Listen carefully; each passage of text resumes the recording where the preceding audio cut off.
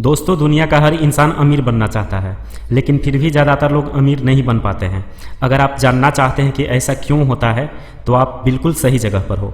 आज हम बात करने वाले हैं दुनिया की best seller book rich dad poor dad की, जो रॉबर्ट कियोसाकी द्वारा लिखी गई है। इस किताब में पैसों का मैनेजमेंट करना बहुत ही अच्छे ढंग से सिखाया गया है। आप इसके समरी को सुनकर अच्छे से समझ पाएंगे कि पैसा कैसे कमाया जाए और कहाँ खर्च किया जाए। रिच डैड पुअर डैड एक ऐसी बुक है जिसको हर सफल लोग पढ़ने को कहते हैं। इस बुक ने कई लोगों की ज़िंदगी को बदल दिया। इस बुक के लेखक रॉबर्ट कियोसाकी ने इसमें यह बताने की कोशिश की है कि कैसे कोई इंसान गरीब रह जाता है और कैसे कोई इंसान बुलंदियों पर पहुंच जाता है। इस बुक के नियम को फॉलो करके हर कोई सफल हो सकता है। इस बुक में उन्होंने रिच डैड और पुअर डैड के माइंडसेट के बारे में बताया है। पुअर डैड यह चाहते थे कि रॉबर्ट खूब मेहनत करें और किसी बड़ी कंपनी में नौकरी करके अपने भविष्य को सुरक्षित कर ले, जबकि रिच डैड यह चाहते थे कि रॉबर्ट अपनी ज़िंदगी में कुछ चैलेंज ले। उनका मानना था कि हर सबक हम स्कूल से नहीं सीख सकते हैं। तो चलिए इस बुक के मेन पॉइंट्स को देखते हैं। आज हम इस बुक के 6 पॉइंट्स को देखेंगे और मेरा गारंटी है कि अगर आप इस पे अमल करते हैं तो 100% आपको सफल होने से कोई नहीं रोक सकता। तो पॉइंट 1, अमीर लोग पैसे के लिए काम नहीं करते हैं। अधिकतर लोग पैसे कमाने के लिए काफ़ी मेहनत करते हैं और उसके साथ अपने खर्चे भी बढ़ा लेते हैं। वे अपने आप को डर या लालच के चक्कर में उलझा देते हैं। यह एक रैट रेस की तरह है। आप अपने आप से यह सवाल पूछिए कि क्या आप इसलिए काम कर रहे हैं कि आपकी ज़िंदगी सिक्योर्ड रहे? क्या आप 2 पैसे कमाने के लिए काम कर रहे हैं? हमें अपने फैसले डर और लालच से प्रभावित होकर नहीं करना चाहिए। आप जो भी करना चाहते हैं उसको पहले अच्छी तरह से सोच लें। आप रोज अपने आप से पूछिए कि आप अपनी क्षमता का पूरा उपयोग कर रहे हैं या नहीं। अगर आप ऐसा सोचते हैं कि आप अपनी परेशानी के लिए खुद जिम्मेदार हैं, तभी उसका समाधान आप निकाल सकते हैं। आप पैसे कमाइए, लेकिन यह सोचिए कि कैसे पैसे को काम पर लगाया जाए। पॉइंट 2, लोगों को पैसे की शिक्षा देना क्यों जरूरी है। लोग पैसे कमाने में इतना मशगूल हो जाते हैं कि इस बात का भी ध्यान नहीं रखते कि पैसे को कैसे रखा जाए। आप जितना मर्जी पैसे कमाएं, लेकिन उसे बनाए रखना उससे भी ज़्यादा महत्वपूर्ण है। आपने देखा होगा, लॉटरी में मिलियन प्राइज जीतने वाले कुछ दिनों बाद अपनी उसी हालात में वापस आ जाते हैं। इसलिए हर किसी को फाइनेंशियल लिटरेसी का ज्ञान होना चाहिए। इसके लिए सबसे पहले हमें यह समझना होगा कि एसेट्स और लायबिलिटीज़ में क्या अंतर है। क्यों हमें एसेट्स खरीदना चाहिए? यह आपको अमीर बनने में मदद करेगी। अधिकतर लोग को यह पता ही नहीं है कि एसेट क्या है और लायबिलिटीज़ क्या है। ऐसे हम एक एग्जाम्पल से समझते हैं। अगर आप लोन पर रहने के लिए एक घर खरीदते हैं तो यह एक लायबिलिटी है, क्योंकि उस घर से आपका कोई प्रॉफिट नहीं हो रहा है। वहीं दूसरी तरफ आप घर खरीद कर उसे रेंट पर देते हैं और उसी रेंट से आप लोन चुकाते हैं, तो वह एक एसेट की तरह है। अमीर लोग ज़्यादा अमीर क्यों होते रहते हैं? इसका कारण सीधा है, वे एसेट्स खरीदते हैं। वह एसेट उनको पैसे कमा के देते हैं। गरीब लोग जितना कमाते हैं उतना अपना खर्चा भी बढ़ा लेते हैं। उसके बाद उनके पास इन्वेस्टमेंट के लिए पैसे नहीं बचते हैं। कुछ लोग लोन लेकर घर खरीद लेते हैं और उसका इंस्टॉलमेंट ज़िंदगी भर चुकाते रहते हैं। उन पर कर्ज का बोझ इतना ज़्यादा हो जाता है कि वे नौकरी छोड़ने का रिस्क भी नहीं ले सकते। इसलिए अपने पैसे को एसेट्स में लगाइए, न कि लायबिलिटीज़ में। पॉइंट 3, अपने काम से काम रखें। हमारा एजुकेशन सिस्टम ऐसा है जो हमें एम्प्लॉय बनना सिखाता है, न कि एम्प्लॉयर। आपको अपनी सारी उम्र दूसरों को अमीर बनाने में खर्च नहीं करनी चाहिए। बहुत लोगों को इस बात का एहसास बाद में होता है कि हाउस लोन उनकी जान ले रहा है। अगर आप अपने पर्सनल यूज के लिए कार ले रहे हैं तो वह एक एसेट्स नहीं है, वह एक लायबिलिटी है। आपको किस तरह से एसेट्स खरीदनी चाहिए? ऐसा बिजनेस जहां आपको मौजूद रहना जरूरी ना हो, लोग आपकी गैर मौजूदगी में भी उसे चलाएं। रियल एस्टेट में पैसा लगाएं जहां से रेंटल इनकम आए। स्टॉक और बॉन्ड खरीदें। आपको अचानक नौकरी नहीं छोड़नी चाहिए। जॉब करते हुए अपने एसेट्स को बढ़ाना चाहिए। जो भी आप पैसे कमाते हैं उसको सही जगह पर लगाएं। मिडिल क्लास लोग पैसा आने पर पहले लग्जरी आइटम के ऊपर खर्च कर देते हैं, जबकि अमीर लोग उसे अंत में खरीदते हैं। रिच डैड कभी यह नहीं कहते कि आप अपनी शौक पूरा ना करें, लग्जरी आइटम आप बाद में खरीदें जब आप फाइनेंशियली इंडिपेंडेंट हो जाएं। पॉइंट 4, अमीर पैसा इन्वेस्ट करते हैं। आपके पास फाइनेंशियल नॉलेज के साथ साथ हिम्मत और बोल्डनेस भी होना चाहिए।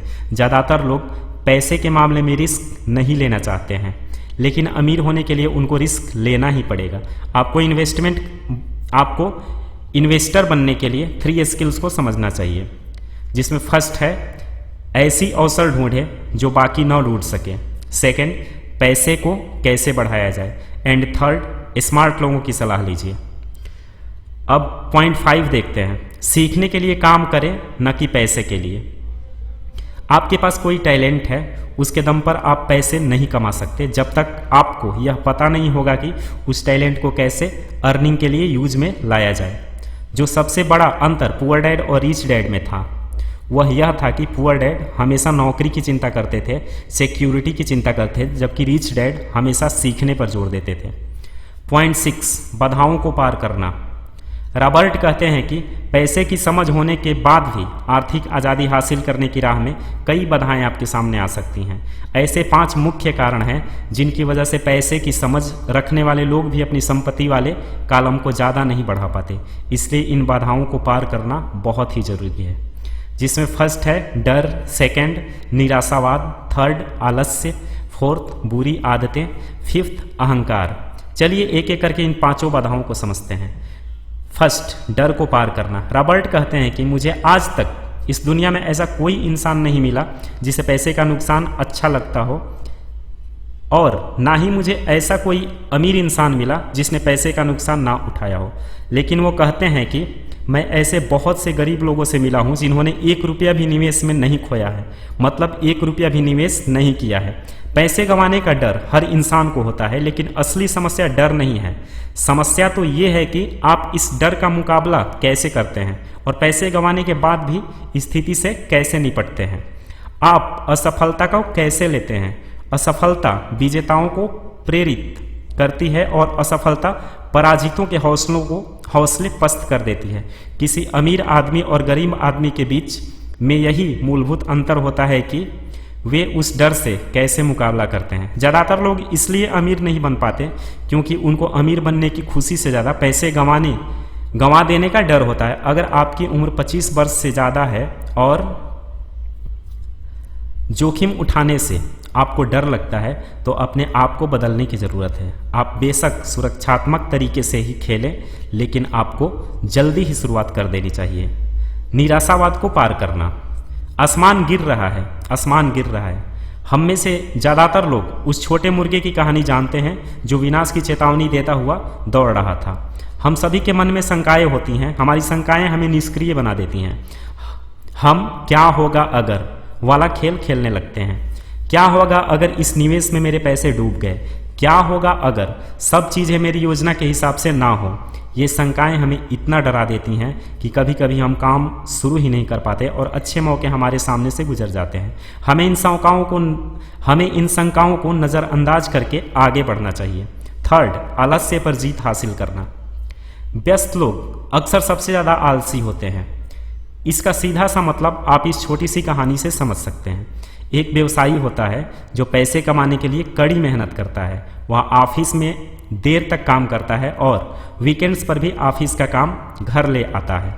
एक रात जब वो घर वापस लौटता है तो उसे घर खाली मिलता है क्योंकि उसकी पत्नी बच्चों के साथ घर छोड़कर चली जाती है। वह जानता था कि उसके और उसकी पत्नी के संबंध कमज़ोर हैं, लेकिन संबंध को मजबूत बनाने की मेहनत करने के बजाय वह ऑफिस में ही व्यस्त बना रहा। परिवार के चले जाने पर वह निराश हो जाता है और अपने काम में भी लापरवाही करने लगता है, जिसके कारण उसकी नौकरी भी चली जाती है। ज़्यादा व्यस्त लोग किसी एक चीज़ में अपना सारा समय देकर बाकी चीज़ें गंवा बैठते हैं। आप अपने आलस्य पर कैसे जीत हासिल कर सकते हैं? इसका जवाब है थोड़े से लालच से। हमेशा अपने आप से यह सवाल करें, मेरी ज़िंदगी कैसी होगी अगर मुझे कभी काम ना करना पड़े। इस तरह थोड़े लालच से आप कुछ बेहतर करने की कोशिश कर सकते हैं। याद रखें, हर चीज़ की अति बुरी होती है, इसलिए ज़्यादा लालच भी ना करें। फोर्थ, बुरी आदतों से बचना। हमारी आदतें हमारी शिक्षा से ज़्यादा महत्वपूर्ण होती हैं।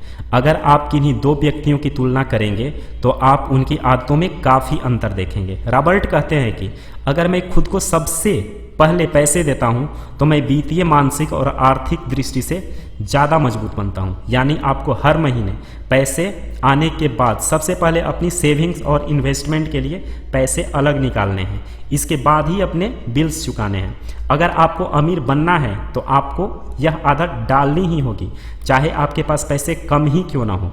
खुद को पहले पे करने की आदत से आपको दो फायदे होंगे। पहला, समय के साथ साथ आपको संपत्ति वाला कॉलम बढ़ता रहेगा। दूसरा, आप कमाई के अन्य मौकों का भी लाभ उठा सकेंगे। फिफ्थ, अहंकार को पार करना।